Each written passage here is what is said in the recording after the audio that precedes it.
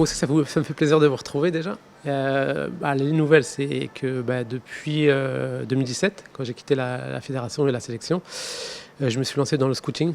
Donc, je suis devenu recruteur. Donc, j'ai travaillé pour pas mal de clubs dans des pays différents.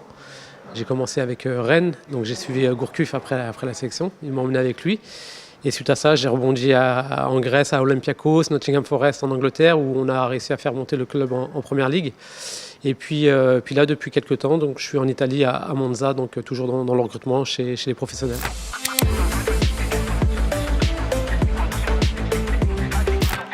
Ouais, beaucoup me disent ça, mais bon, c'est vrai que c'est comme je l'ai dit à quelques personnes auparavant, là, voilà, c'est quelque chose qui est venu un peu naturellement. À l'époque où j'étais avec Gourcuff en sélection, j'allais voir un peu les joueurs sur les différents championnats.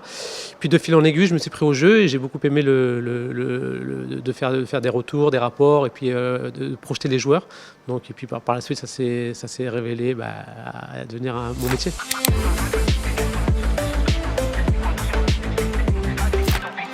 Non, mais c'est clair que c'est une équipe qui est en pleine transition, en reconstruction, c'est jamais évident, hein. C'est des périodes qui sont très délicates, difficiles à appréhender. Après, pour ça, il faut laisser du temps.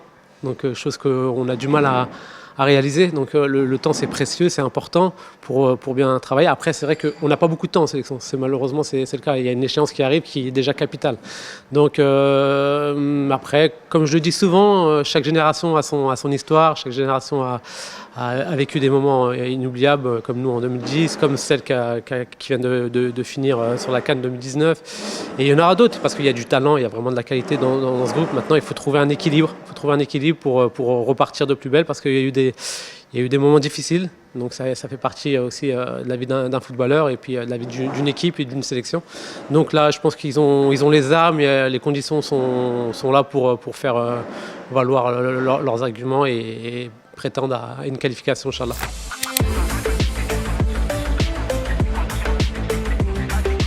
Ouais, après bon, c'est légitime, on peut comprendre un peu les supporters qui sont dans l'instant T, le résultat à tout prix, mais bon, maintenant il y a des choses qu'on ne maîtrise pas, et il y a par exemple, il y a un nouveau secteur qui arrive qui découvre le football africain aussi, donc c'est pour ça que ça demande du temps. Donc il y a un gros groupe, il y a de beaux joueurs, il y a de la jeunesse, donc il y a de l'insouciance, il y a de la fougue. Il peut y avoir de la créativité, il va y avoir de la créativité sur les joueurs. Maintenant, au coach de trouver la bonne alchimie, le bon équilibre surtout, parce que c'est important. Et puis step by step, comme on dit, hein, on va faire, j'espère, Inch'Allah, ce qu'il faut pour atteindre les objectifs à moyen et long terme.